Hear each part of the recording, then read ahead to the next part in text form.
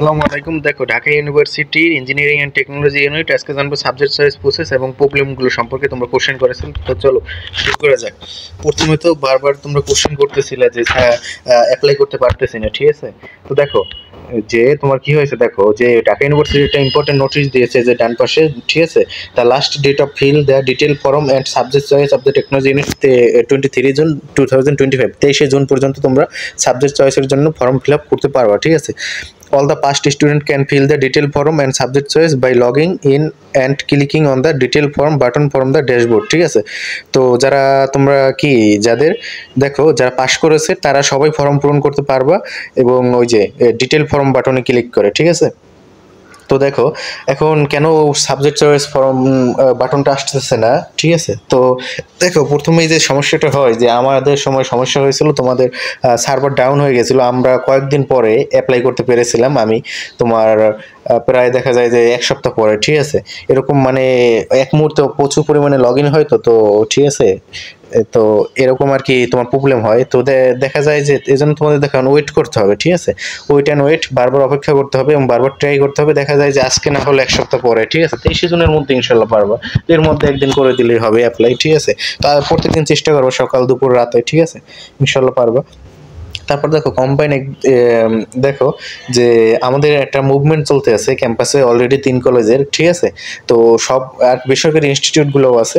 তো combined exam সিস্টেমের বিরুদ্ধে ঢাকা বিশ্ববিদ্যালয়ের যে সিস্টেম, দেখো ভার্সিটিগুলো হয় কি যে টিচার কোর্স নেয় ওই টিচারই কোশ্চেন করে, ওই টিচারই খাতা দেখে। বাট আমাদের এখানে হয় কি 3 কলেজের এর কোশ্চেন সম্পূর্ণ ঢাবি থেকে করে। ত্রিপুরার সিএসির কোশ্চেন তো সম্পূর্ণ ঢাবি থেকে করে। তো 3 কলেজে এক এক স্যার এক এক রকম কোশ্চেন পড়াইলো, বাট ঢাবি একেবারে অন্যরকম কোশ্চেন করে দিল, ঠিক আছে? আর সিভিলের ক্ষেত্রে দেখা যায় যে 3 কলেজের সব নোটগুলো কালেক্ট করা লাগে, 3 কলেজে কে কি পড়াইলো, ঠিক আছে, এগুলো সব কালেক্ট করা লাগে। তারপর কোশ্চেন দেখা যায় কি আবার তোমার আগের সেমিস্টার থেকে ঢাবি ঢুকাই দিল কোশ্চেন, বা পরের সেমিস্টার থেকে যে কোশ্চেন তুমি কখনো দেখাই নেই সব ঢুকাই দিল কোশ্চেন। তো দেখো এই সিস্টেমটার জন্য আমাদের আন্দোলন চলতেছে। অলরেডি একজন আত্মহত্যা করছে মেয়েকে, ঠিক আছে? তো এর জন্য আর কি আন্দোলন চলতে আছে। তো আমাদের আন্দোলনের মূল বিষয় হচ্ছে যে যে টিচার কোর্স নিবে ওই টিচারই এই তোমার কোশ্চেন করবে, ওই টিচারই খাতা দেখবে, ঠিক আছে? আবার দেখা যায় আমাদের খাতা দেখার সময় কি হয়, তোমাদের প্রথমে একজন টিচার খাতা দেখলো, তারপরে আবার আরেকজন টিচার খাতা দেখে, তারপর মার্কেট ডিফারেন্স 14 বেশি হয়, তারপর আবার প্রাইভেট ইউনিভার্সিটির টিচারদের কাছে খাতা যায়। তো দেখা যায় তোমার টিচার তোমাকে A+ দিল, বাট ওই যে সেকেন্ড এক্সামিনে যদি মার্ক কম দেয় প্রাইভেট ইউনিভার্সিটির টিচার ও কম দিবে মার্ক, দেখা যায় যে, ঠিক আছে, ওনারা কম দেয় প্রাইভেট ইউনিভার্সিটির টিচাররা, দেখা যায় যে মার্ক তোমার টিচারের দিল প্লাস, আর ওইখানে গিয়ে তোমার হয়ে গেল কিনা বি প্লাস, ঠিক আছে? বি হয়ে গেল। তো তখন দেখা যায় যে মার্কেট হিউজ ডিফারেন্স হয়ে যায়, ঠিক আছে? এরকম হয়েছে অলরেডি। তারপর দেখা যায় যে সামনে কোশ্চেনের মধ্যে পরের সেমিস্টার থেকে তোমার কোশ্চেন ঢুকিয়ে দিয়েছে, ঠিক আছে?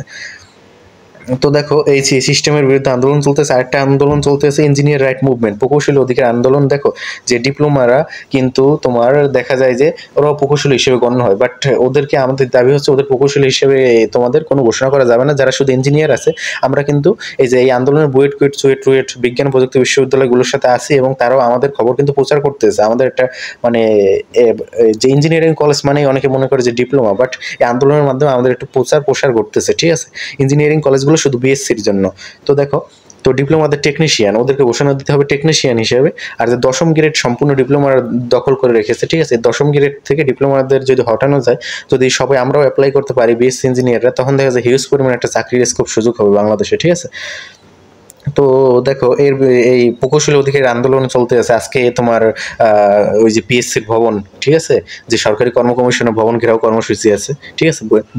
আমরাও মনে করো সেইখানে আছি, ঠিক আছে? এই আন্দোলনের সাথে যুক্ত আছি সবাই, ঠিক আছে? এই দুইটা আন্দোলন অলরেডি চলতেছে। তো দেখো এখন দেখো একটা তোমাদের দুইটা জিনিস ক্লিয়ার করি। একটা হলো মার্ক, ঠিক আছে? একটা হলো মার্ক, একটা হলো যে মেরিট। তোমাদের এই দুইটা জিনিস এখন হাতে আছে। তো দেখা যায় যে বিগত বছরগুলো 160 মার্ক যারা পেয়েছে, আর 1300 থেকে 1000-এর মধ্যে যারা 1300 দেখা গেছে বিগত বছরগুলো 1300-এর মধ্যে থাকলে চান্স পেয়েছে। আর বাট গত বছর দেখা গেছে যে 1000 প্লাস মাইনাস এরকম চান্স পেয়েছে, ঠিক আছে? তো এর কারণ কি, পরীক্ষা আগে হয়, অনেক সময় পরীক্ষা আগে হয়ে যায়, তখন দেখা যায় যে হিউজ পরিমাণ পরে সিট খালি হয়ে যায়। অনেক সময় দেখা যায় যে পরীক্ষা পরে হয়, পরে হলে দেখা যায় যে আবার কম টানে, ঠিক আছে? এটা ডিপেন্ড করে, বাট কখনোই বলা যায় না যে কত পর্যন্ত। বাট এইবারও 1000 পর্যন্ত যাবে কিনা তাও আদৌ বলা যাচ্ছে না, ঠিক আছে? শেষে হয়েছে এক্সাম, ঠিক আছে? বাট সুখবর হচ্ছে এইটা যে কোটা বাতিল হয়েছে, মুক্তিযোদ্ধার নাতিপুতনির কোটা, ঠিক আছে। তো দেখো যে এতে কিন্তু প্রায় হিউজ পরিমাণ সিট খালি হবে। 80টি আগে সরকারিতে সিট কয়টি তোমার, দেখো 480টি, ঠিক আছে। তো 480টি সিটের মধ্যে দেখো যে 120টি তোমার তো দেখো 480টি সিটের মধ্যে 80টি হচ্ছে কোটার, ঠিক আছে। তো 400টি আর সরকারিতে সিট ছিল, বাট নাতি নাতনির কোটা বাতিল হয়। এখন কিন্তু সিটের সংখ্যাও তোমাদের বাড়বে প্রায় 50টার মতো। তো দেখা যাচ্ছে মেরিট আরও বেশি দূর ইনশাল্লাহ যাবে বলা যায়, ঠিক আছে। তো দেখো নেক্সট যে প্রসেস নিয়ে কথা বলি একটু, এই তো গেল। নেক্সটে দেখো ফার্স্ট মেরিটে কী হবে, দেখো ফার্স্ট মেরিটে তোমাদের ডিইউতে ভাইবার জন্য ডাকবে, ঠিক আছে। ডিইউতে ভাইবার জন্য যখন ডাকবে, ঠিক আছে, ফার্স্ট মেরিট যখন দিবে তখন দেখা যায় যে 510 পর্যন্ত এলো, ঠিক আছে। 510 পর্যন্ত এলো, বাট 518 ওই কিনে কে ভাবলো তোমার যে মনে করো যে আমার হয়তো বেসরকারিতে আসছে, আমরা সরকারিতে আসবে না, ওই অ্যাপ্লাই করলো না। তো দেখা যায় হিউজ পরিমাণ সিট তখন খালি হবে, ঠিক আছে। তো ভাইবে কী হবে, মার্কশিটটা জমা নেবে। ভাইবে মূলত মার্কশিট জমা নেয়, কোশ্চেন দুইটা করলে করতে পারে, বাট ভাইবে ম্যাটার না, শুধু মার্কশিটটা জমা নেবে, ঠিক আছে। তো দেখা যায় যে এই ফার্স্ট মেরিটে অনেকে শুধু অ্যাপ্লাই করে রেখেছিল, তো ফার্স্ট মেরিট দেওয়ার পরে আর ওই মার্কশিটটা জমা দিল না। এরপর হবে কি, সেকেন্ড মেরিটটা দেবে। সেকেন্ড মেরিট দেওয়ার পরে তোমার দেখা যায় যে হিউজ পরিমাণ সিট খালি হবে, হয়তো বা 700 800 এরকম আসতে পারে, বা 900, ঠিক আছে। এটা বলা যায় না, কখনোই প্রেডিক্ট করা যায় না, ঠিক আছে। তো যখন খালি হবে তখন কি হবে, দেখো যে তখন সেকেন্ড মেরিটে দেওয়ার পরে বলবে যে ভর্তি হও তোমরা। তো অনেকেরই এখন নিটেরে আসবে, তো অনেকেই ভর্তি হবে না, ঠিক আছে। বাট সরকারিতেও আবার দেখা যায় যে অনেকে ভর্তি হবে না, দেখা যায় অনেকে মেক চয়েস করছে বাট বেঁকে আসছে, বাট ভর্তি হবে না দূরে গিয়ে, ওর কিনা জিএসটি গুছছে, ভালো সাবজেক্ট আসছে, ঠিক আছে, বাট ভর্তি হবে না, এরকম দেখা যায় হলো। তো এরপর থার্ড মেরিট দিল। থার্ড মেরিটটা দেওয়ার পর তোমার দেখা যায় কি, থার্ড মেরিট দেওয়ার পর তোমার দেখা যায় যে কিনা সরকারিতে চলে আসলো এইভাবে, ঠিক আছে। তো আমার ক্ষেত্রে যা হয়েছিল, ফার্স্ট মেরিট যখন দিয়েছিল তখন আমার আসছিল সাইক ইনস্টিটিউটে ঢাবিতে, আমি কাগজপত্র জমা দিলাম। সেকেন্ড মেরিটে আমার নিটেরে আসলো, তো আমি ভাবছিলাম ভর্তি হবো না, বাট শেষ পর্যন্ত হয়ে গেলাম। নিটেরে ভর্তি অনেক টাকা লাগে, 55,000, ঠিক আছে, প্রায়। বাট এরপরে হলো কি, তোমার থার্ড মেরিট দেওয়ার পরে আমার সরকারিতে আসলো, ঠিক আছে, সরকারিতে আসলো, ঠিক আছে। তো সরকারিতে যখন আসলো, এরপর হলো কি, সরকারিতে যখন আসলো তখন কি হলো আর, তো চলো দেখি। নো পলিটিক্স, এই আমাদের এখানে কিন্তু পলিটিক্স নেই, ঠিক আছে। আমাদের এখানে কিন্তু কোনো পলিটিক্স নেই। এই দেখো, এই যে বলতেছিলাম second merit admission, third merit যখন দেয় তখন এমন আছে গপ্প আসতে পারে। আমার হয়েছিল যে আমার রোল ছিল তখন 44, ঠিক আছে। আরও কিন্তু দিন ছিল, আমাদের সময় প্রায় 1500-র মতো গেছিলো, 1400 1500, ঠিক আছে, 1400-র মতো গেছিলো প্রায়। এরপর কি ফোর্থ আর পঞ্চম মেরিট কি দিবে, দেখো চতুর্থ বা পঞ্চম মেরিট দেবে কিনা এখনই ঠিক বলা যাচ্ছে না, ঠিক আছে। চতুর্থ বা পঞ্চম মেরিট আসলে আদৌ দেবে কিনা, বাট থার্ড পর্যন্ত দেয়, বাট ফোর্থ ফিফথ অনেক সময় দেয়, ঠিক আছে। এরপর থার্ডের পরেও দেখা যায় অনেকে ভর্তি হয় না, তো ফোর্থ দেয়, ফিফথ দেয়, আবার বেসরকারি এগুলো কিন্তু দেয় জেনারেলি ফিফথ, যেমন বেসরকারিতে অনেকেই ভর্তি হয় না, তো তখন দেখা যায় 60ও দিতে পারে, ঠিক আছে। তো আর দেখা যায় পাশ করলে ইনশাল্লাহ বেসরকারিতে তুমি একটা সিট পাবা, ঠিক আছে। এইটা নিয়ে নিশ্চিন্ত হয়ে থাকো। তো দেখো যে আমার মার্কস ছিল 160 আর মেরিট ছিল 1287, তো আমার 44 হয়েছিল রোল, ঠিক আছে। আর সিভিল ইঞ্জিনিয়ারিং নিয়ে আমি চান্স পেয়েছিলাম। তো দেখো, তো দুজনের নাম্বার দিয়ে দিলাম, একজন সিভিলের সিআর 670 আর একজন ট্রিপলের সিআর শাওন, ঠিক আছে। ওরা 07 ব্যাচ বেকের বরিশালের। তো দেখো ওই দুজনেই তোমাদের ইমিডিয়েট সিনিয়র, ঠিক আছে, দুজনেই সিআর। তো এই দুজনের নাম্বার দিয়ে দিলাম, ঠিক আছে। তো এই দুজনের সাথে যে কোনো কাজে যোগাযোগ করতে পারো চাইলে, যে কোনো কোশ্চেন করতে, ঠিক আছে। তো যাদের এখনো আসতেছে না, অপেক্ষা করতে হবে তোমাদের। তো দেখো লগ ইন আর প্রসেসটা একবার বলে দিই তোমাদের। এসএসসি আর রোল আর বোর্ড, তারপর এসএসসি রোল দিয়ে লগ ইন করতে হবে প্রথমে, তারপরে রিকোয়ারমেন্টগুলো পূরণ করতে হবে।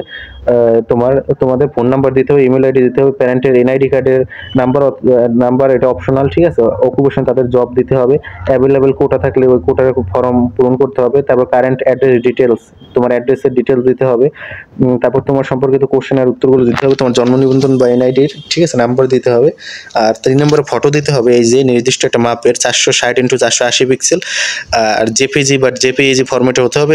200 কেবির বেশি হতে পারবে না ছবির সেট, আর 30 কেবির কমও হতে পারবে না। হেড 600x620 পিক্সেলের মধ্যে। এটা তোমার পিক্সেল ল্যাব দিয়ে বা বিভিন্ন এডিটর আছে, এডিট করা যায় তাইলে ছবি। আর ভালো ছবি দেওয়ার চেষ্টা করবো, ব্যাকগ্রাউন্ড যাতে সাদা থাকে এরকম ছবি, ঠিক আছে। 4 নম্বরে তোমার কি, তোমার টেলটক দিয়ে নাম্বার দিয়ে ভেরিফিকেশন করতে হবে। টেলটক, বাংলালিংক, রবি, এয়ারটেল, গ্রামীণ থেকে পারবা, ঠিক আছে। এই যে এইগুলো নাম্বার থেকে পারবা। Application must be use his her personal mobile number use করতে হবে। দেখো পেমেন্ট কি available payment method, mobile banking আছে, internet banking, debit and credit card, Sonali Agrani যন্ত্র, রূপালী ব্যাংক। তো এটা হয় কি তোমাদের যখন নিটে ভর্তি হবে ওইখানেই তোমরা গিয়ে টাকা জমা দেবো, ওইখানে ব্যাংক আছে, তো পে স্লিপটা আবার তোমাদের জমা দিতে হবে। বাট নিটের কি করে, যদি তোমার সরকারিতে আসে থার্ড মাইগ্রেশনে তোরা ওরা টাকা ব্যাক দেয়, ঠিক আছে। বাট তুমি যদি ভর্তি ক্যান্সেল করো তাহলে কিন্তু টাকা ব্যাক দিবে না। আর তুমি চাইলে আবার সেকেন্ড টাইমে প্রিপারেশনও নিতে পারো। দেখা যায় যে যারা প্রিপারেশন নেয় মোটামুটি দেখা যায় যে 30% স্টুডেন্টই আবার চান্স পায়, ঠিক আছে, পাবলিক ভার্সিটিগুলো, ঠিক আছে। তো এখন পাবলিক ভার্সিটি বেস্ট না এটা বেস্ট, এটা তোমার উপর ডিপেন্ড করবে, ঠিক আছে। দিন শেষে ওরাও যখন চাকরি পরীক্ষা দিতে যাবা তুমিও চাকরির পরীক্ষা দিতে যাবা। আমাদের ভাইরা দেখা যায় বিভিন্ন দেশে, অস্ট্রেলিয়া, আমেরিকা, উত্তর কোরিয়া, দক্ষিণ কোরিয়া, জাপান, বিভিন্ন দেশে তোমার স্কলারশিপ নিয়ে কিন্তু অলরেডি চলে গেছে পিএইচডি এমএস করার জন্য, ঠিক আছে, সবকিছু করার জন্য, ঠিক আছে। এটা তোমার উপর ডিপেন্ড করে, তুমি বিসিএস দিবা তাহলে তোমার ওইভাবে পড়াশোনা করতে হবে, ঠিক আছে। তো বাট আমাদেরটা যে খারাপ এটা কেউই বলবে না, ঠিক আছে। ঢাকা ইউনিভার্সিটি যেহেতু সার্টিফিকেট দেবে, লাইফ ফ্যাসিলিটিও ভালো আছে, টিচাররা ভালো আছে, টিচার যদিও কম বাট ভালো আছে টিচার, ঠিক আছে। তো সবাই সুইটের টিচার থেকে পড়া, ঠিক আছে। তো এই ছিল প্রযুক্তি ইউনিট সম্পর্কে বিস্তারিত কিছু কথাবার্তা। আর ওই যে কলেজ অ্যাডমিশন .es.du.acbd এখান থেকে তোমরা অ্যাপ্লাই করবা ইউনিভার্সিটি অফ ঢাকার ওয়েবসাইটে, ঠিক আছে। তো ভালো থাকবে সবাই, ধন্যবাদ সবাইকে।